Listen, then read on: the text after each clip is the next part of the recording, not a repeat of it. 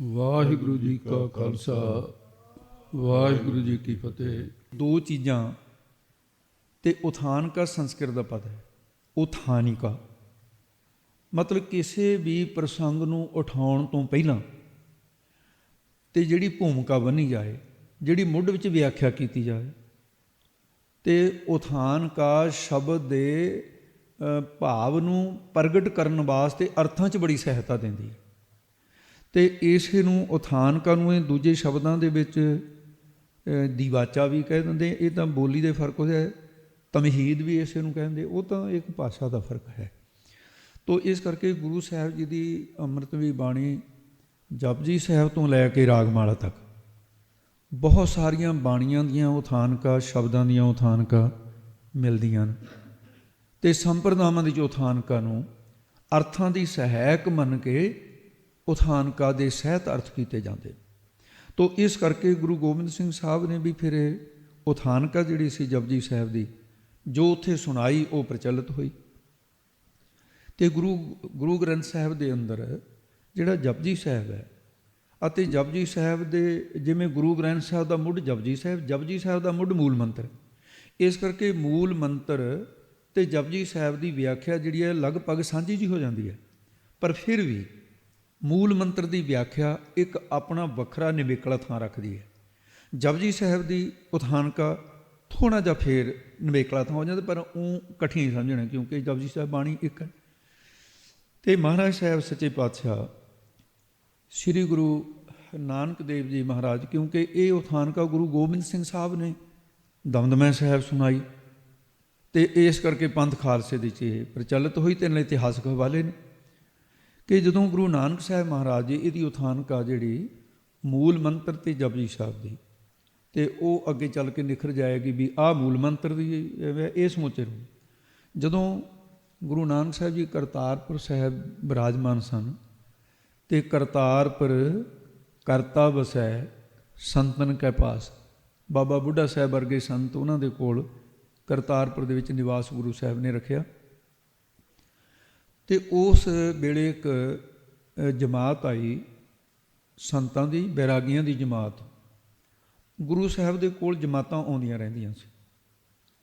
ਕਦੇ ਸੰਨਿਆਸੀਆਂ ਦੀ ਜਮਾਤ ਆ ਗਈ, ਕਦੇ ਬੈਰਾਗੀਆਂ ਦੀ ਆ ਗਈ, ਕਦੇ ਵੈਸ਼ਨਾਂ ਦੀ ਜਮਾਤ ਆ ਗਈ, ਕਦੇ ਸਿੱਧਾਂ ਦੀਆਂ ਜਮਾਤਾਂ ਜਾਂ ਸਿੱਧ ਸਭਾ ਗਰਾਸਨ ਬੈਠੇ ਉਹਨਾਂ ਦੀ, ਇਹ ਆਉਂਦੀਆਂ ਰਹਿੰਦੀਆਂ ਸੀ।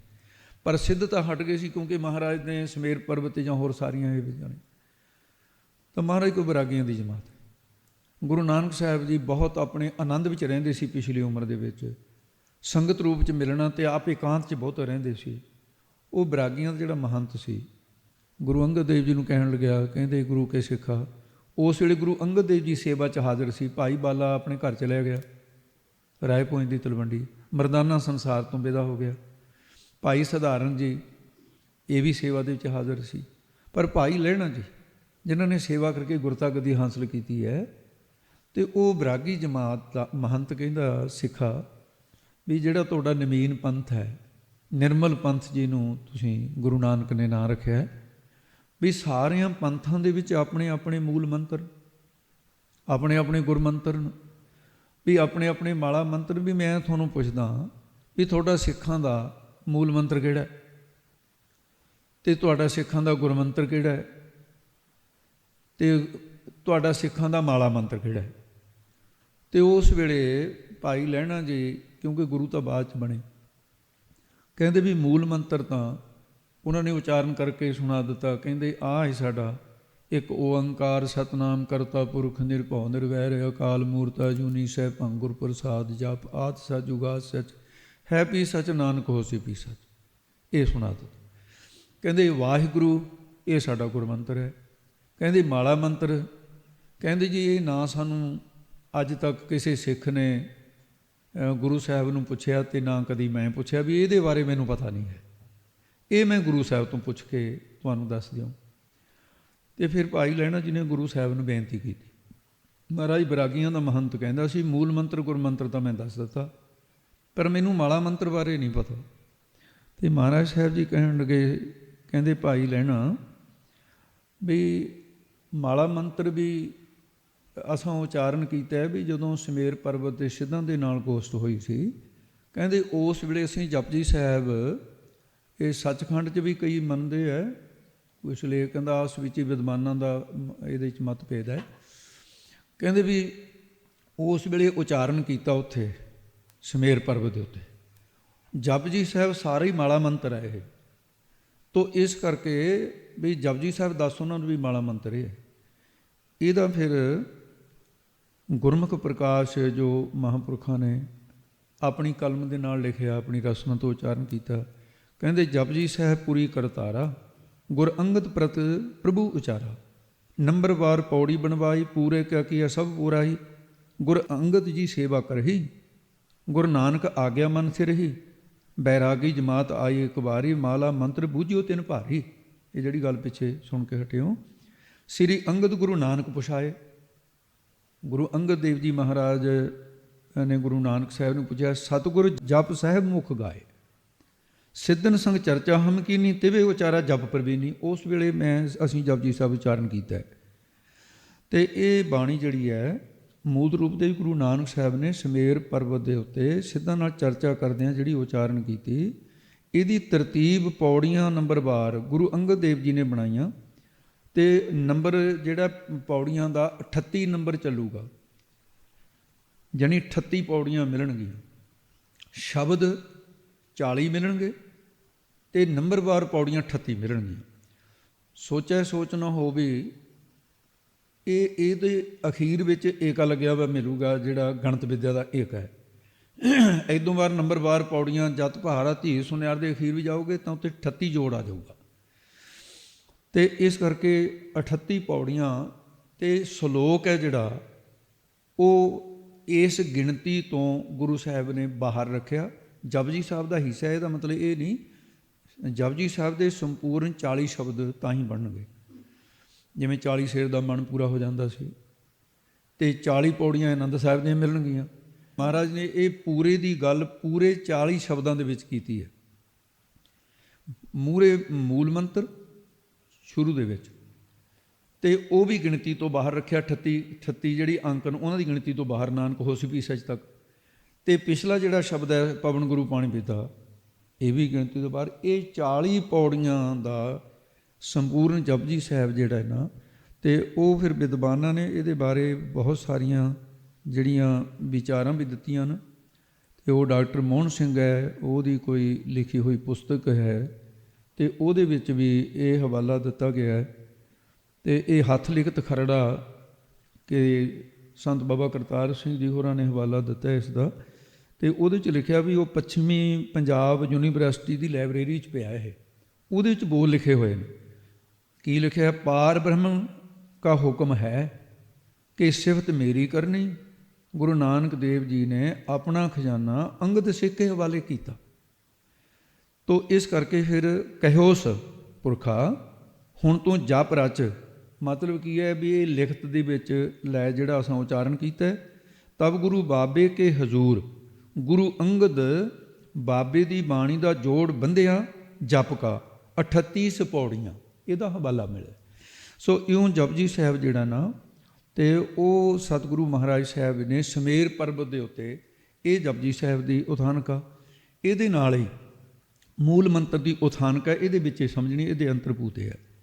ਸ੍ਰੀ ਗੁਰੂ ਨਾਨਕ ਦੇਵ ਜੀ ਮਹਾਰਾਜ ਜਦੋਂ ਆਪ ਜੀ ਸੁਲਤਾਨਪੁਰ ਰਹੇ ਹੈ, ਅਤੇ ਉਸ ਵੇਲੇ ਮਹਾਰਾਜ ਸਾਹਿਬ ਜੀ ਦੀ ਉਮਰ ਲਗਭਗ 28 ਵਰ੍ਹਿਆਂ ਦੀ ਉਮਰ ਮਹਾਰਾਜ ਸਾਹਿਬ ਦੀ ਹੋ ਗਈ ਸੀ ਲਗਭਗ।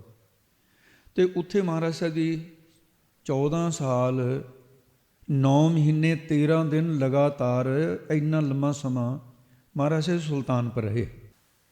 ਭੈਣ ਨਾਨਕੀ ਆਪਣੇ ਪਿਤਾ ਦੇ ਕ੍ਰੋਧੀ ਸੁਭਾਅ ਨੂੰ ਜਾਣਦੀ ਸੀ ਵੀ ਬਚਪਨ ਦੇ ਵਿੱਚ ਮੇਰੇ ਵੀਰ ਦਾ ਇਹ ਅਰਸ਼ੀ ਵੀਰ ਹੈ, ਮੇਰਾ ਨਿਰੰਕਾਰ ਹੈ, ਪਿਤਾ ਜੀ ਨੂੰ ਸ਼ਰਧਾ ਨਹੀਂ ਚਪੇੜਾਂ ਮਾਰ ਦਿੱਤੀਆਂ ਸੀ, ਕਲੇਸ਼ ਰੱਖਦਾ, ਅਤੇ ਇਸ ਕਰਕੇ ਉਹ ਭੈਣ ਨਾਨਕੀ ਦੇ ਕੋਲ ਆ ਕੇ ਰਹੇ। ਅਤੇ ਉੱਥੇ ਦਾ ਫਿਰ ਇਹ ਵਿਚਾਰ ਆਉਂਦਾ ਹੈ ਕਿ ਮਹਾਰਾਜ ਸਾਹਿਬ ਨੇ ਜਿਵੇਂ 13 ਤੋਲਣ ਦੇ ਅਤੇ ਇਹ ਕੌਤਕ ਕੀਤੇ, ਕਾਜ਼ੀ ਨੂੰ ਉਪਦੇਸ਼ ਦਿੱਤਾ ਮਸੀਤ ਵਿੱਚ, ਅਤੇ ਨਵਾਬ ਦੌਲ ਖਾਨ ਦੇ ਕੋਲ ਵਾਰ-ਵਾਰ ਗਿਣਨ ਤੋਂ ਵਾਧਾ ਹੀ ਨਿਕਲਦਾ ਰਿਹਾ।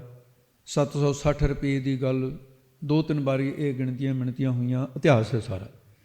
ਅਤੇ ਇੱਕ ਦਿਨ ਦੀ ਵਾਰਤਾ ਹੈ ਕਿ ਮਹਾਰਾਜ ਸਾਹਿਬ ਜੀ ਬੇਈ ਨਦੀ 'ਚ ਹਰ ਰੋਜ਼ ਇਸ਼ਨਾਨ ਕਰਦੇ ਸੀ। ਇੱਕ ਸਿੱਖ ਭਗੀਰਥ ਬਹੁਤ ਨੇੜੇ ਰਿਹਾ, ਇਹ ਤੋਂ ਬਿਨਾਂ ਹੋਰ ਕੌਣ ਹੋ ਸਕਦਾ ਸਿੱਖ? ਭਾਵੇਂ ਹੋਰ ਵੀ ਹੋ ਸਕਦਾ, ਪਰ ਉਸ ਵੇਲੇ ਭਗੀਰਥ ਦੀ ਗੱਲ ਆਉਂਦੀ ਹੈ। ਭਾਈ ਭਗੀਰਥ ਅੰਮ੍ਰਿਤ ਵੇਲੇ ਮਹਾਰਾਜ ਸਵਾ ਪਹਿਰ ਰਾਤ ਰਹਿੰਦੀ ਜਾਂ ਪਹਿਰ ਰਾਤ ਰਹਿੰਦੀ, ਇਹ ਮਹਾਰਾਜ ਨੇ ਮਰਜ਼ਾਦਾ ਬੰਨੀ ਸਿੱਖਾਂ ਵਾਸਤੇ। ਆਪ ਇਸ਼ਨਾਨ ਕਰਕੇ ਬੇਈ ਨਦੀ ਦੇ ਵਿੱਚ ਫਿਰ ਸੱਚੇ ਪਾਤਸ਼ਾਹ ਧਿਆਨ ਪ੍ਰੈਣ ਹੋ ਜਾਂਦੇ। ਹੁਣ ਉਹਨਾਂ ਨੇ ਬੇਰੀ ਦੀ ਦਾਤਣ ਕੀਤੀ, ਜਿਸ ਦਿਨ ਦਾ ਜ਼ਿਕਰ ਹੈ। ਬੇਰੀ ਦੀ ਦਾਤਣ ਕਰਕੇ ਮਹਾਰਾਜ ਨੇ, ਆਮ ਕਰਕੇ ਤਾਂ ਇਹ ਅਸੂਲ ਹੈ ਵੀ ਦਾਤਣ ਕਰਨ ਤੋਂ ਬਾਅਦ ਉਹਨੂੰ ਪਾੜ ਕੇ ਦਾਤਣ ਨੂੰ ਸੁੱਟ ਦਿੱਤਾ ਜਾਂਦਾ ਹੈ, ਵੀ ਕੋਈ ਇਹਨੂੰ ਅਣਜਾਣਪਣੇ 'ਚ ਜਾਂ ਕਿਸੇ ਤਰ੍ਹਾਂ ਵੀ ਇਹਦਾ ਵੀ ਉਹਨੂੰ ਕੋਈ ਆਪਣੇ ਮੂੰਹ 'ਚ ਨਾ ਪਾ ਲਵੇ, ਕੋਈ ਇਸੇ ਦਾ ਮੁਰਲਾ ਹਿੱਸਾ ਵੱਢ ਕੇ ਗਾਹਾਂ ਨਾ ਦਾਤਣ ਕਰ ਲਵੇ, ਵੀ ਇਹ ਝੂਠ ਦੀ ਵੀ ਗੱਲ ਸੀ ਇਹਦੇ 'ਚ, ਉਹਨੂੰ ਪਾੜ ਕੇ ਛੱਡ ਦੇਣਾ। ਅਤੇ ਉਸ ਦਿਨ ਮਹਾਰਾਜ ਨੇ ਦਾਤਣ ਨਹੀਂ ਪਾੜੀ, ਗੁਰੂ ਨਾਨਕ ਸਾਹਿਬ ਨੇ। ਦਾਤਣ ਕਰਨ ਤੋਂ ਬਾਅਦ ਦਾਤਣ ਧਰਤੀ 'ਚ ਗੱਡ ਦਿੱਤੀ। ਉਹ ਸਮਾਂ ਪਾ ਕੇ ਦਾਤਣ ਗੱਡੀ ਹੋਈ, ਜਿਹੜੀ ਹਰੀ ਹੋਈ ਅਤੇ ਹੁਣ ਤੱਕ ਹਰੀ ਹੈ।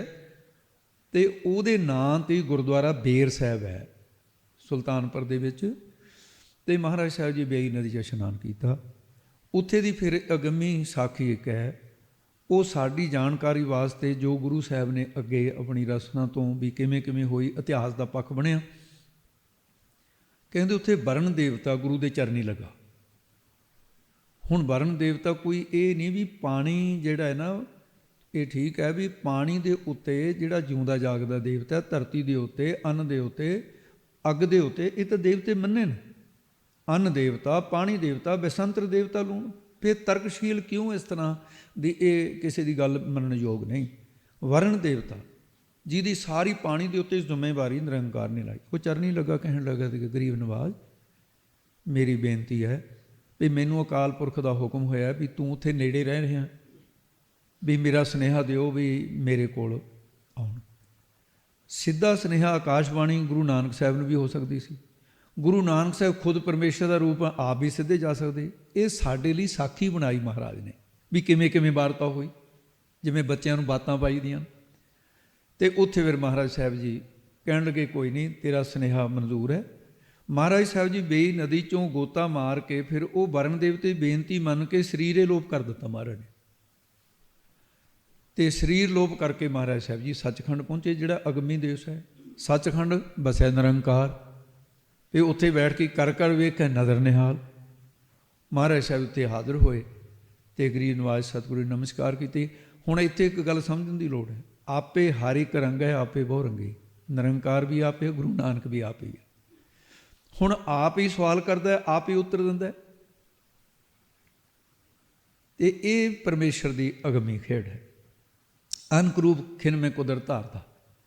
ਕਹਿਣ ਲੱਗੇ ਹੇ ਨਾਨਕ, ਅਤੇ ਤੁਹਾਨੂੰ ਤਾਂ ਭੇਜਿਆ ਸੀ ਜਗਤ ਦੀ ਕਲਿਆਣ ਵਾਸਤੇ, ਤੁਸੀਂ ਤਾਂ ਦੁਕਾਨਾਂ ਜਾਂ ਖੇਤੀਆਂ, ਇਹ ਤਾਂ ਕੰਮ ਸੰਸਾਰ ਕਰੇ ਰਿਹਾ, ਤੁਹਾਨੂੰ ਤਾਂ ਪ੍ਰਚਾਰ ਕਰਨ ਲਈ ਭੇਜਿਆ, ਤੁਸੀਂ ਆਰੰਭ ਕਿਉਂ ਨਹੀਂ ਕੀਤਾ ਉਹ ਕਾਰਜ ਹੁਣ ਤੇ? ਕਹਿੰਦੇ ਮਹਾਰਾਜ ਮੈਂ ਇਸ ਕਰਕੇ ਨਹੀਂ ਆਰੰਭ ਕੀਤਾ ਵੀ ਤੁਹਾਡੀ ਬਣਾਈ ਹੋਈ ਮਰਿਆਦਾ 'ਚ ਫਰਕ ਨਾ ਪੈ ਜਾਏ। ਕਹਿੰਦੇ ਕੀ? ਕਹਿੰਦੇ ਤੁਸੀਂ ਮਰਿਆਦਾ ਬਣਾਈ ਹੈ ਵੀ ਜਿਹੜਾ ਨਿਗੁਰਾ ਬੰਦਾ ਹੈ ਉਹ ਉਪਦੇਸ਼ ਨਹੀਂ ਦੇ ਸਕਦਾ। ਅਤੇ ਨਿਰੰਕਾਰ ਨੇ ਕਿਹਾ ਤੁਹਾਨੂੰ ਤਾਂ ਅਸੀਂ ਜਨਮ ਤੋਂ ਗੁਰੂ ਸਰੂਪ ਵਿੱਚ ਹੀ ਪ੍ਰਗਟ ਕੀਤਾ, ਤੁਸੀਂ ਤਾਂ ਜਨਮ ਤੋਂ ਗੁਰੂ ਹੈ। ਕਹਿੰਦੇ ਮਹਾਰਾਜ ਆਪ ਜੀ ਦਾ ਵਚਨ ਸੱਤ ਹੈ, ਪਰ ਸੰਸਾਰ ਦੇ ਵਿੱਚ ਇਹ ਗੱਲ ਗੁੱਝੀ ਰਹਿ ਜਾਊਗੀ, ਅਤੇ ਇਸ ਕਰਕੇ ਮਰਿਆਦਾ ਹੋਣੀ ਜ਼ਰੂਰੀ ਹੈ। ਅਤੇ ਕਹਿੰਦੇ ਫਿਰ ਮਾਤਲੋਕ ਦੇ ਵਿੱਚ ਤਾਂ ਕੀ ਪੂਰੇ ਸੰਸਾਰ, ਜਿੱਥੇ ਤੱਕ ਮੇਰੀ ਸ੍ਰਿਸ਼ਟੀ ਸਾਜੀ ਹੋਈ ਹੈ, ਨਿਰੰਕਾਰ ਨੇ ਕਿਹਾ ਵੀ ਤਿੰਨਾਂ ਲੋਕਾਂ 14 ਭਵਨਾਂ ਦੇ ਵਿੱਚ ਕਰੋੜਾਂ ਬ੍ਰਹਮੰਡਾਂ 'ਚ ਥੋਤੋਂ ਵੱਡਾ ਕੋਈ ਨਹੀਂ। ਗੁਰੂ ਤਾਂ ਵੱਡੇ ਨੂੰ ਧਾਰਨ ਕੀਤਾ ਜਾਂਦਾ। ਅਸੀਂ ਤੁਹਾਨੂੰ ਸਭ ਤੋਂ ਵੱਡਾ, ਔਰ ਗੁਰਬਾਣੀ ਦੇ ਪ੍ਰਮਾਣੇ ਸਭ ਤੋਂ ਵੱਡਾ ਸਤਿਗੁਰੂ ਨਾਨਕ, ਸਭ ਸ਼ਬਦ ਹੈ। ਕਹਿੰਦੇ ਜਿੱਡੇ ਵੱਡੇ ਤੁਸੀਂ ਹੋ, ਉੱਡਾ ਵੱਡਾ ਤਾਂ ਗੁਰੂ ਤੁਹਾਡਾ ਫਿਰ ਹੋਰ ਨਹੀਂ ਕੋਈ ਹੋ ਸਕਦਾ, ਮੈਂ ਹੀ ਹੋ ਸਕਦਾ। ਨਿਰੰਕਾਰ ਕਹਿੰਦਾ ਇਸ ਕਰਕੇ ਗੁਰੂ ਦੀਕਸ਼ਾ ਮੈਂ ਤੁਹਾਨੂੰ ਦੇਣਾ, ਅਤੇ ਤੁਸੀਂ ਨਿਰਸੰਦੇਹ ਕਹੋ ਕਿ ਮੇਰਾ ਗੁਰੂ ਨਿਰੰਕਾਰ ਹੈ।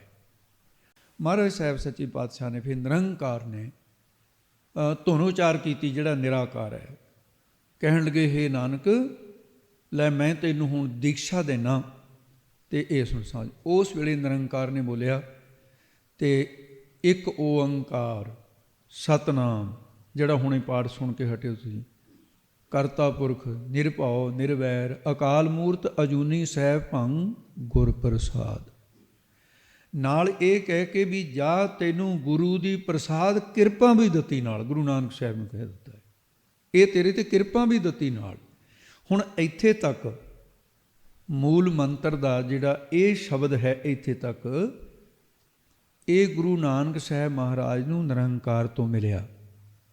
ਇਹ ਗੁਰੂ ਨਾਨਕ ਸਾਹਿਬ ਦੀ ਰਚਨਾ ਨਹੀਂ ਹੈ, ਇਹ ਰਚਨਾ ਨਿਰੰਕਾਰ ਦੀ ਹੈ, ਸੱਚਖੰਡ ਦੀ। ਤੇ ਸਤਿਗੁਰੂ ਮਹਾਰਾਜ ਸਾਹਿਬ ਜੀ ਨੇ ਉਸ ਅਗੰਮੀ ਤੇ ਉਸ ਦਰਬਾਰ ਦੇ ਅੰਦਰ ਗਰੀਬ ਨਿਵਾਜ ਸਤਿਗੁਰੂ ਮਹਾਰਾਜ ਸਾਹਿਬ ਵੀ ਹੱਥ ਜੋੜੇ ਸਨ ਤੇ ਫਿਰ ਆਪਣੇ ਮਨ ਨੂੰ ਕਹਿੰਦੇ ਨੇ, ਉੱਥੇ ਖੜੇ ਕਹਿੰਦੇ ਜਪ, ਹੇ ਮਨਾ ਗੁਰੂ ਨੇ ਕਿਰਪਾ ਕਰ ਦਿੱਤੀ ਹੈ, ਕਿਰਪਾ ਤਾਂ ਹੀ ਬਣੀ ਰਹੇਗੀ ਜੇ ਤੂੰ ਇਹਨੂੰ ਜਪਦਾ ਰਹੇਗਾ, ਕਿਉਂਕਿ ਇਹ ਜਪਣ ਯੋਗ ਹੈ। ਇਹ ਮੰਤਰ ਕਿਸ ਦਾ ਹੈ? ਆਦ ਸੱਚ ਜੁਗਾਦ ਸੱਚ ਹੈ ਵੀ ਸੱਚ ਨਾਨਕ ਹੋਸੀ ਵੀ ਸੱਚ। ਇੱਥੇ ਤੱਕ ਗੁਰੂ ਨਾਨਕ ਸਾਹਿਬ ਨੇ ਜਪ ਤੋਂ ਲੈ ਕੇ ਹੋਸੀ ਵੀ ਸੱਚ ਤੱਕ ਸੱਚਖੰਡ ਦੇ ਵਿੱਚ ਗੁਰੂ ਨਾਨਕ ਸਾਹਿਬ ਨੇ ਉਚਾਰਨ ਕੀਤਾ ਹੈ ਸ਼ਬਦ। ਤਾਂ ਉਸ ਵੇਲੇ ਮਹਾਰਾਜ ਸਾਹਿਬ ਜੀ ਨੇ, ਅਕਾਲ ਪੁਰਖ ਨੇ ਖੁਸ਼ ਹੋ ਕੇ ਕਿਹਾ, ਕਹਿੰਦੇ ਹੇ ਨਾਨਕ ਬਈ ਤੁਸੀਂ ਜਿਹੜਾ ਇਹ ਸੱਚਖੰਡ ਦੇ ਵਿੱਚ ਆਪਣੀ ਰਸਨਾ ਤੋਂ ਉਚਾਰਨ ਕੀਤਾ ਹੈ ਤੇ ਮੇਰੇ ਸ਼ਬਦ ਸੁਣਨ ਤੋਂ ਬਾਅਦ ਮੇਰੀ ਕਿਰਪਾ ਨਾਲ ਤੁਹਾਨੂੰ ਜਿਹੜੀ ਬਾਣੀ ਸਫੁਰਨ ਹੋਈ ਹੈ, ਕਹਿੰਦੇ ਮੈਂ ਤੁਹਾਡੀ ਰਸਨਾ ਤੋਂ ਕਿਸੇ ਜਾਮੇ 'ਚ ਵੀ ਬਾਣੀ ਉਚਾਰਨ ਕਰੋਗੇ ਤੇ ਜਿਹੜੀ ਇਸ ਤੋਂ ਬਾਅਦ ਹੋਰ ਬਾਣੀ ਵੀ ਉਚਾਰਨ ਕਰੋਗੇ, ਤੁਹਾਡੀ ਰਸਨਾ ਤੋਂ ਉਚਾਰਨ ਕੀਤੀ ਹੋਈ ਬਾਣੀ ਪੜ੍ਹਨ ਵਾਲਿਆਂ ਨੂੰ, ਸੁਣਨ ਵਾਲਿਆਂ ਨੂੰ, ਉਹਨਾਂ ਦੇ ਜਨਮਾਂ ਜਨਮਾਤਰਾਂ ਦੇ ਪਾਪ ਮਿਟਣਗੇ। ਬਾਣੀ ਸੱਚਖੰਡ ਦੇ ਵਿੱਚ ਉਹ ਸਿੱਖ ਨੂੰ ਲੈ ਜਾਇਆ ਕਰੇਗੀ। ਪਰ ਵਿਸ਼ੇਸ਼ ਕਰਕੇ ਤੁਸੀਂ ਧਿਆਨ ਦੇ ਕੇ ਸੁਣੋ ਕਿ ਤੁਸਾਂ ਤਾਂ ਜਪਣਾ ਗੁਰਪ੍ਰਸਾਦ ਤੱਕ, ਕਿਉਂਕਿ ਤੁਸੀਂ ਮੇਰੇ ਸਿੱਖ ਹੋ। ਜਿਹੜੇ ਤੁਹਾਡੇ ਸਿੱਖ ਹੋਣਗੇ ਉਹ ਫਿਰ ਤੁਹਾਡਾ ਸੱਚਖੰਡ ਦੇ ਵਿੱਚ ਉਚਾਰਨ ਕੀਤਾ ਸੰਪੂਰਨ ਮੇਰੇ ਵਾਲੇ ਨੂੰ ਵੀ ਤੇ ਤੁਹਾਡੇ ਉਚਾਰਨ ਕਰਨ ਵਾਲੇ, ਕਿਉਂਕਿ ਤੁਹਾਡੇ ਸਿੱਖ ਨੂੰ ਉਹ ਸਾਰਾ ਸੰਪੂਰਨ ਮੂਲ ਮੰਤਰ ਇੱਥੇ ਤੱਕ ਜਪਣਗੇ। ਉਹਨਾਂ ਦੇ ਜਨਮਾਂ ਜਨਮਾਤਰਾਂ ਦੇ ਪਾਪ ਮੇਟ ਕੇ ਜਿੱਥੇ ਤੁਸੀਂ ਸੱਚਖੰਡ 'ਚ ਖੜੇ ਹੋ, ਕਹਿੰਦੇ ਇਹ ਮੂਲ ਮੰਤਰ ਸੱਚਖੰਡ 'ਚ ਇੱਥੇ ਹੀ ਲਾਇਆ ਆਇਆ ਕਰੇਗਾ ਉਹਨਾਂ ਨੂੰ, ਜਿਹੜੇ ਇਹਦਾ ਜਾਪ ਕਰਨਗੇ। ਸੋ ਇਸ ਕਰਕੇ ਮੂਲ ਮੰਤਰ ਜਿਹੜਾ ਮਹਾਰਾਜ ਸਾਹਿਬ ਸੱਚੇ ਪਾਤਸ਼ਾਹ ਨੇ ਸੱਚਖੰਡ ਦੇ ਵਿੱਚ ਇਹ ਉਚਾਰਨ ਕੀਤਾ ਤੇ ਇਹਦੇ ਵਿੱਚ 13 ਵਿਸ਼ੇਸ਼ਣ ਰੱਖੇ ਮਹਾਰਾਜ ਸਾਹਿਬ ਨੇ। 13 ਜਿਹੜੇ ਵਿਸ਼ੇਸ਼ਣ ਤੇ ਉਹਦੇ ਵਿੱਚ ਸਾਰੇ ਅਰਥਾਂ ਦੇ ਵਿੱਚ ਉਹ ਆ ਜਾਣੇ ਨੇ ਜਦੋਂ ਅੱਗੇ ਅਰਥਾਂ ਦੀ ਲੜੀ ਸ਼ੁਰੂ ਹੋਊਗੀ। ਫਿਰ ਗੁਰੂ ਗ੍ਰੰਥ ਸਾਹਿਬ ਦੇ 'ਚ ਇਹ ਨਿਯਮ ਰੱਖਿਆ ਵੀ ਗੁਰਪ੍ਰਸਾਦ ਤੱਕ ਜਿਹੜਾ ਨਿਰੰਕਾਰ ਨੇ ਗੁਰੂ ਨਾਨਕ ਸਾਹਿਬ ਮਹਾਰਾਜ ਨੂੰ ਇਹ ਸ਼ਬਦ ਦਿੱਤਾ ਤੇ ਗੁਰੂ ਨਾਨਕ ਸਾਹਿਬ ਨੇ ਤਾਂ ਉੱਥੇ ਤੱਕ ਜਾਂ ਉਦੋਂ ਬਾਅਦ ਸਾਰੇ ਗੁਰੂ ਨਾਨਕ ਹੋਸੀ ਪੀ ਸੱਚ ਤੱਕ ਜਪਦੇ ਰਹੇ। ਤੇ ਮਹਾਰਾਜ ਸਾਹਿਬ ਜੀ ਨੇ ਅੱਗੇ ਇਸੇ ਗੁਰਪ੍ਰਸਾਦ ਤੱਕ ਇਹਨੂੰ ਰੱਖਿਆ ਮਹਾ ਮੰਤਰ। ਇਹਦੇ ਵਿੱਚ 4 ਰੂਪ ਮੰਗਲਾਂ ਦੇ ਬਣਾ ਦਿੱਤੇ ਮਹਾਰਾਜ ਨੇ। ਇਸੇ ਦੇ 4 ਰੂਪ ਨੇ। ਇੱਕ ਹੈ ਇੱਕ ਓੰਕਾਰ ਸਤਿਗੁਰ ਪ੍ਰਸਾਦ, ਇਹ ਗੁਰੂ ਗ੍ਰੰਥ ਸਾਹਿਬ ਦੇ ਜੀ 524 ਵਾਰ ਆਉਂਦਾ ਹੈ। ਦੂਸਰਾ ਰੂਪ ਹੈ ਇੱਕ ਓੰਕਾਰ ਸਤਨਾਮ ਕਰਤਾ ਪੁਰਖ ਨਿਰਭਉ ਨਿਰਵੈਰ ਅਕਾਲ ਮੂਰਤ ਅਜੂਨੀ ਸਹਿ ਭੰਗ ਗੁਰ ਪ੍ਰਸਾਦ। ਇਹ ਜਿਹੜਾ ਸਾਰਾ ਹੈ ਇਹ 32 ਵਾਰ ਆਉਂਦਾ ਹੈ। 33 ਵਾਰ ਵਿਦਵਾਨ ਤਾਂ ਕਹਿੰਦੇ ਨੇ, ਗ੍ਰੰਥਾਂ 'ਚ ਤਾਂ ਲਿਖਿਆ, ਉਹ ਮੂਲ ਮੰਤਰ ਵਾਲਾ ਨਾਲ ਜੋੜ ਕੇ 33 ਵਾਰ ਬਣ ਜਾਂਦਾ ਹੈ। ਮੂਲ ਮੰਤਰ ਤੋਂ ਅਲੱਗ ਕਰ ਦਈਏ ਤਾਂ 32 ਵਾਰ ਰਹਿ ਗਿਆ। ਇੱਕ ਓੰਕਾਰ ਸਤਨਾਮ ਕਰਤਾ ਪੁਰਖ ਗੁਰ ਪ੍ਰਸਾਦ, ਇਹ 9 ਵਾਰ ਆਉਂਦਾ ਹੈ। ਇੱਕ ਓੰਕਾਰ ਸਤਨਾਮ ਗੁਰ ਪ੍ਰਸਾਦ, ਇਹ ਕੁੱਲ 2 ਵਾਰੀ ਆਉਂਦਾ ਹੈ। ਤੇ ਇਸ ਕਰਕੇ 568 ਵਾਰ ਮੰਗਲ ਮੰਗਲਨ। ਤੇ ਇਸੇ ਮਹਾਮੰਗਲ ਦੇ ਵਿੱਚੋਂ ਇੱਕ ਥਾਂ ਤੇ ਪੂਰਾ ਰੂਪ, ਜਾਣੀ 33 ਥਾਂ 32 ਥਾਂ ਤੇ 33 ਥਾਂ ਤੇ ਪੂਰਾ ਰੂਪ ਆ ਗਿਆ, ਇਹਦੇ ਵਿੱਚੋਂ ਬਾਕੀ ਮੰਗਲ। ਅਸਲ ਦੇ ਵਿੱਚ ਇਹ ਮੰਗਲ ਨੂੰ ਤੇ ਮਹਾਰਾਜ ਸਾਹਿਬ ਨੇ ਇਹਨੂੰ ਮੰਗਲਾਂ ਦੇ ਵਿੱਚ ਰੱਖਿਆ। ਤੇ ਮੰਗਲ ਦੀ ਬੜੀ ਸ਼ਕਤੀ ਹੁੰਦੀ ਹੈ, ਵਿਘਨਾਂ ਦਾ ਨਾਸ ਹੋਵੇ ਤੇ ਗੁਰੂ ਸਾਹਿਬਾਨਾਂ ਨੂੰ। ਇਹ ਤਾਂ ਅਸੀਂ ਇੱਥੇ ਤੱਕ ਮਹਾਰਾਜ ਸਾਹਿਬ ਜੀ ਦੇ ਮੰਗਲਾਂ ਦੇ ਇਹ 4 ਤਰ੍ਹਾਂ ਦੇ ਮੰਗਲਾਂ ਦਾ ਵਿਸਥਾਰ ਜਿਹੜਾ ਆਇਆ ਤੇ ਉਹ ਸਾਰਾ ਅੱਗੇ ਚੱਲ ਕੇ ਸਟੀਕ ਦੇ ਵਿੱਚ ਸਾਰਾ ਇਹ ਦਿੱਤਾ ਹੋਇਆ। ਉੱਥੋਂ ਜਿਹਨੇ ਪੜ੍ਹਨਾ ਹੋਵੇ ਉਹ ਪੂਰੇ ਵਿਸਤਾਰ ਦੇ ਨਾਲ ਵੀ ਪੜ੍ਹ ਸਕਦਾ ਹੈ। ਤੇ ਇਹਦੇ ਨਾਲ ਹੀ ਹੁਣ ਆਪਾਂ ਬਸ ਇੰਨੇ ਕੁ ਅੱਜ ਦੀ ਵਿਚਾਰ ਕਰਕੇ ਆਪਣੀ ਗੱਲ ਸਮਾਪਤੀ 'ਤੇ ਲੈ ਜਾਈਏ। ਤੇ ਗੁਰੂ ਸਾਹਿਬ ਜੀ ਦੇ ਮੂਲ ਮੰਤਰ ਜਿਹੜਾ ਗੁਰੂ ਨਾਨਕ ਦੇਵ ਜੀ ਨੇ ਵੀ ਜਿਹੜਾ ਨਾਨਕ ਹੋਸੀ ਵੀ ਸੱਚ ਤੱਕ ਦੀ ਗੱਲ ਹੈ। ਇੱਕ ਤਾਂ ਇਹ ਹੋਗਾ ਨਾ ਪ੍ਰਮਾਣ ਜਿਹੜਾ ਵੀ ਸੱਚਖੰਡ ਦੇ ਵਿੱਚ ਗੁਰੂ ਸਾਹਿਬ ਨੇ ਕਿਹਾ ਸੰਪਰਦਾ ਵਿੱਚ ਚਲਿਆ ਆ ਰਿਹਾ, ਇੱਕ ਪ੍ਰਮਾਣ। ਦੂਸਰਾ ਗੁਰੂ ਨਾਨਕ ਸਾਹਿਬ ਆਪਣੀ ਜੀਵਨ ਯਾਤਰਾ ਕਰਦੇ ਹੋਏ ਤੇ ਜਦੋਂ ਮਹਾਰਾਜ ਸਾਹਿਬ ਦੇ, ਕਿਉਂਕਿ ਵਿਵਾਦ ਖਤਮ ਹੋ ਜਾਂਦਾ ਵੀ ਜਿਸ ਵੇਲੇ ਆਪ ਜੀ ਸਮੁੰਦਰ ਦੇ ਕਿਨਾਰੇ ਪਹੁੰਚੇ ਇੱਕ ਜਗ੍ਹਾ, ਇਹ ਜਨਮ ਸਾਖੀ ਜਿਹੜੀ ਇੱਥੇ ਆਪਣੀ ਲਾਇਬ੍ਰੇਰੀ 'ਚ ਪਈ ਹੈ ਉਹਦੇ 106 ਪੰਨੇ ਦੇ ਉੱਤੇ ਉਹਦੇ ਨਾਲ ਦੀਆਂ ਜਿਹੜੀਆਂ ਛਾਪੇ ਦੀਆਂ ਉਹਦੇ 106 ਪੰਨੇ 'ਤੇ ਆਊਗਾ। ਉਹਦੇ ਆਉਂਦਾ ਵੀ ਗੁਰੂ ਨਾਨਕ ਸਾਹਿਬ ਸਮੁੰਦਰ ਦੇ ਕਿਨਾਰੇ 'ਤੇ ਖੜ੍ਹੇ, ਸਮੁੰਦਰ ਵਿੱਚ ਨੂੰ ਜਾਣ ਦੀ ਤਿਆਰੀ ਹੋ ਰਹੀ ਹੈ ਤੇ ਭਾਈ ਮਰਦਾਨੇ ਨੇ ਦੇਖ ਲਿਆ ਵੀ ਇਹ ਤਾਂ ਪਾਣੀ 'ਚ ਵੜਨਗੇ ਸਿੱਧੇ ਤੌਰ 'ਤੇ। ਉਹ ਦੇਖ ਕੇ ਘਬਰਾ ਗਿਆ ਵੀ ਅੱਜ ਕੀ ਹੋ ਗਿਆ, ਗੁਰੂ ਬਾਬਾ ਜੀ ਨੂੰ ਪਾਣੀ ਦੇ ਵਿੱਚ ਸਿੱਧੇ ਹੋ ਗਏ। ਉਹ ਪੁੱਛ ਬੈਠਾ, ਉਸੇ ਬੋਲੀ 'ਚ ਲੈ ਗਿਆ, ਕਹਿੰਦੇ ਅੱਗੇ ਸਮੁੰਦਰ ਲਹਿਰਾਂ ਦਿੰਦਾ ਆਹਾ। ਕਹਿੰਦੇ ਗੁਰੂ ਸਾਹਿਬ ਜੀ ਸਮੁੰਦਰ ਤਾਂ ਬੜੀਆਂ ਬੜੀਆਂ ਛੱਲਾਂ ਲਹਿਰਾਂ ਦੇ ਰਿਹਾ, ਅੱਗੇ ਸਮੁੰਦਰ ਲਹਿਰਾਂ ਦਿੰਦਾ ਆਹਾ। ਮਰਦਾਨੇ ਆਖਿਆ, ਭਾਈ ਬਾਲਾ ਜੀ ਕਹਿੰਦੇ ਨੇ, ਮਰਦਾਨੇ ਆਖਿਆ ਗੁਰੂ ਜੀ ਅੱਗੇ ਤਾਂ ਸਮੁੰਦਰ ਲਹਿਰਾਂ ਦਿੰਦਾ ਹੈ, ਜਹਾਜ਼ ਕੋਈ ਨਹੀਂ, ਤੂੰ ਕਿੱਧਰ ਜਾਵੇਂਗਾ? ਤਾਂ ਗੁਰੂ ਨਾਨਕ ਜੀ ਆਖਿਆ, ਮਰਦਾਨਾ ਬੋਲਣਾ ਹੀ, ਚੁੱਪ ਕਰ ਜਾ, ਬੋਲਣਾ। ਤਾਂ ਹੁਣ ਭਾਈ ਬਾਲਾ ਜੀ ਕਹਿੰਦੇ ਜਦੋਂ ਗੁਰੂ ਨਾਨਕ ਨੇ ਕਿਹਾ ਉਹਨਾਂ ਨੂੰ ਵੀ ਚੁੱਪ ਕਰ ਜਾ, ਤਾਂ ਮੈਂ ਆਖਿਆ ਅਬੇ ਮਰਦਾਨਾ ਤੂੰ ਤਾਂ ਗੱਲ ਵਿੱਚ ਪੱਲਾ ਘੱਤ ਖਲੋਤਾ, ਆਹੋ ਬੱਤ ਤੈਨੂੰ ਕਿਆ ਹੋਆ? ਮਰਦਾਨੇ ਕਿਹਾ ਜਜਮਾਨ ਅੱਗੇ ਤਾਂ ਰਾਹ ਕੋਈ ਨਹੀਂ। ਤਾਂ ਮੈਂ ਕਿਹਾ ਮਰਦਾਨਾ ਦੇਖ ਤਮਾਸ਼ੇ ਕਰਤਾਰ ਦੇ, ਚੁੱਪ ਕਰਕੇ ਚਲਿਆ ਜਾ। ਤਾਂ ਗੁਰੂ ਨਾਨਕ ਕਿਹਾ ਮਰਦਾਨਾ ਜਿਸ ਸਿੱਖ ਦੇ ਮੂੰਹ ਵਿੱਚ ਇਹ ਸ਼ਲੋਕ ਹੋਵੇ। ਤੇ ਹੁਣ ਤੁਸੀਂ ਦੇਖੋ ਵੀ ਜਨਮ ਸਾਖੀ ਵਿੱਚ ਇਹਨੂੰ ਸ਼ਲੋਕ ਮੰਨਿਆ। ਕਿਹੜੇ ਸ਼ਬਦ ਨੂੰ ਮੰਨਿਆ ਸ਼ਲੋਕ? ਉਹ ਮੈਂ ਆਪ ਜੀ ਨੂੰ ਪੜ੍ਹ ਕੇ ਸੁਣਾਉਣਾ। ਤੇ ਜਿਹੜਾ ਜਪਜੀ ਸਾਹਿਬ ਦੇ ਪਿੱਛੇ ਹੈ ਉਹਦੇ ਮੂਹਰੇ ਹੀ ਸ਼ਲੋਕ ਲਿਖਿਆ। ਇੱਥੇ ਮੂਹਰੇ ਸ਼ਲੋਕ ਇਸ ਕਰਕੇ ਨਹੀਂ ਸੀ ਲਿਖ ਸਕਦੇ ਵੀ ਉਹ ਇਹਦੀ ਰਚਨਾ ਜਿਹੜੀ ਹੈ ਜਦੋਂ ਹੋਈ ਤਾਂ ਉਸ ਵੇਲੇ ਇੱਕ ਓੰਕਾਰ ਤੋਂ ਲੈ ਕੇ ਗੁਰਪ੍ਰਸਾਦ ਤੱਕ ਨਿਰੰਕਾਰ ਨੇ ਕੀਤੀ। ਜੇ ਮੂਹਰੇ ਸ਼ਲੋਕ ਸ਼ਬਦ ਲਿਖਦੇ ਸੀ ਤਾਂ ਨਿਰੰਕਾਰ ਦੀ ਮਰਿਆਦਾ ਦੇ ਵਿੱਚ ਫਿਰ ਫਰਕ ਪੈਂਦਾ ਸੀ। ਇਸ ਕਰਕੇ ਮਹਾਰਾਜ ਸਾਹਿਬ ਨੇ ਇਹਨੂੰ ਜਨਮ ਸਾਖੀ 'ਚ ਸੰਪੂਰਨ ਸ਼ਬਦ ਨੂੰ ਸ਼ਲੋਕ ਪ੍ਰਮਾਣਿਤ ਕਰ ਲਿਆ। ਤੇ ਕਹਿੰਦੇ ਜਿਹੜੇ ਸਿੱਖ ਦੇ ਮੂੰਹ ਵਿੱਚ ਇਹ ਸ਼ਬਦ ਹੋਇਆ ਉਹ ਕੀ ਹੈ? ਇੱਕ ਓੰਕਾਰ ਸਤਨਾਮ ਕਰਤਾ ਪੁਰਖ ਨਿਰਭਉ ਨਿਰਵੈਰ ਅਕਾਲ ਮੂਰਤ ਅਜੂਨੀ ਸੈਭੰ ਗੁਰਪ੍ਰਸਾਦ ਜਪ ਆਦਿ ਸੱਚ ਜੁਗਾਦ ਸੱਚ ਹੈ ਵੀ ਸੱਚ ਨਾਨਕ ਹੋਸੀ ਵੀ ਸੱਚ। ਤੇ ਫਿਰ ਇਹ ਸ਼ਬਦ ਮਹਾਰਾਜ ਸਾਹਿਬ ਜੀ ਪੜ੍ਹ ਕੇ ਕਹਿੰਦੇ ਜਿਹੜੇ ਸਿੱਖ ਦੇ ਮੂੰਹ ਵਿੱਚ ਇਹ ਸ਼ਲੋਕ ਹੋਵੇਗਾ ਅਤੇ ਪੜ੍ਹਦਾ ਜਾਵੇਗਾ, ਜਿਤਨੀ ਸੁਣੇਗੀ ਤਿਤਨੀ ਪਾਰ ਲੰਘੇਗੀ। ਮਰਦਾਨਾ ਤੁਸੀਂ ਮੇਰੇ ਪਿੱਛੇ ਚਲੇ ਆਵੋ।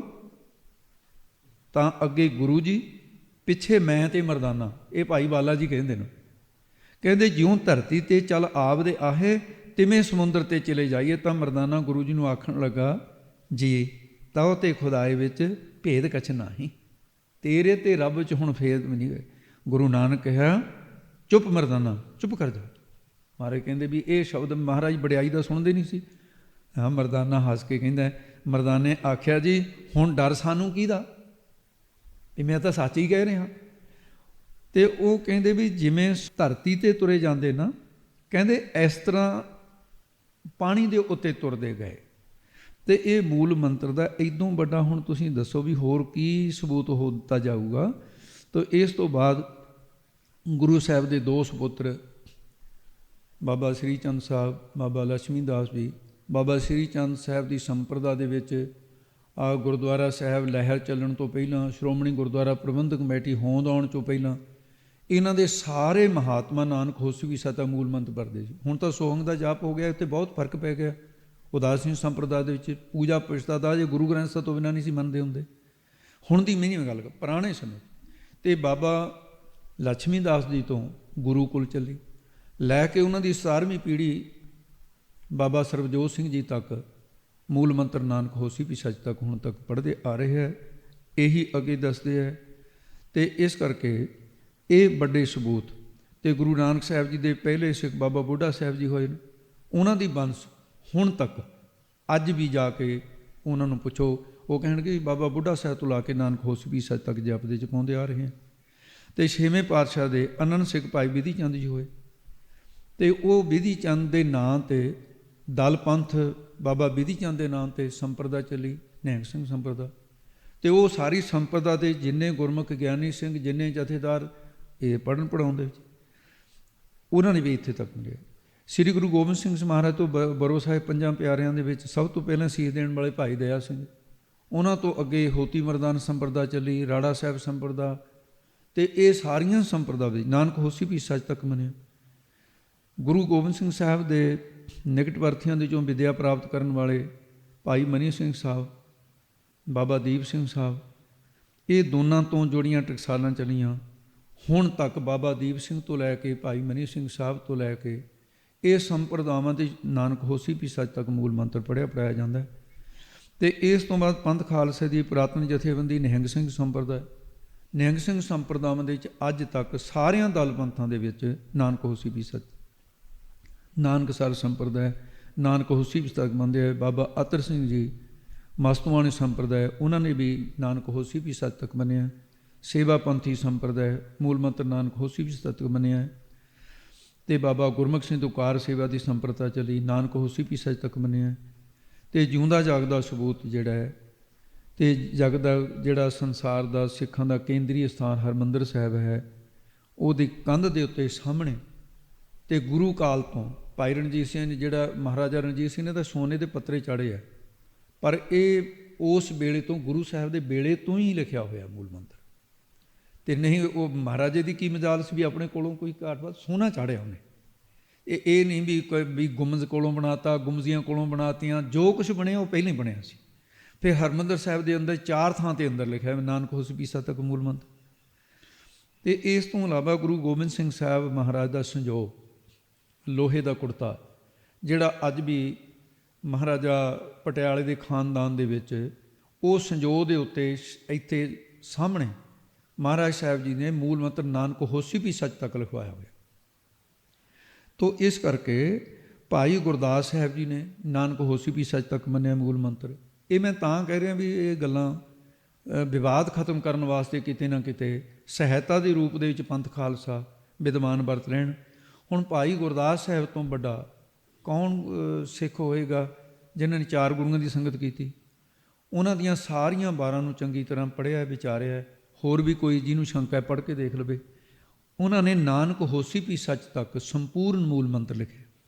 ਏਕ ਓੰਕਾਰ ਇਕਾਂਗ ਲਿਖ ਊੜਾ ਓੰਕਾਰ ਲਿਖਾਇਆ, ਸਤਨਾਮ ਕਰਤਾ ਪੁਰਖ ਨਿਰਭਉ ਹੋਏ ਨਿਰਵੈਰ ਸਦਾਇਆ, ਅਕਾਲ ਮੂਰਤ ਪ੍ਰਤੱਖ ਹੋਏ ਨੌ ਅਜੋਨੀ ਸਹਿਪੰਗ ਪਾਇਆ, ਗੁਰ ਪ੍ਰਸਾਦ ਸੋ ਆਦ ਸੱਚ ਜੁਗਾ ਜਗੰਤਰ ਹੁੰਦਾ ਆਇਆ, ਹੈ ਪੀ ਹੋਸੀ ਸੱਚ ਨੌ ਸੱਚ ਦਰਸ਼ਨ ਸਤਿਗੁਰੂ ਦਿਖਾਇਆ, ਸ਼ਬਦ ਸੁਰਤ ਲਿਵਲੀਨ ਹੋਏ ਗੁਰ ਚੇਲਾ ਪਰਚਾ ਪਰਚਾਇਆ, ਗੁਰ ਚੇਲਾ ਰਹਿ ਰਾਸ ਕਰ ਵੀਹ ਅਕੀ ਚੜਾਓ ਚੜਾਇਆ, ਗੁਰਮੁਖ ਸੁਖ ਫਲ ਅਲਖ ਲਖਾਇਆ।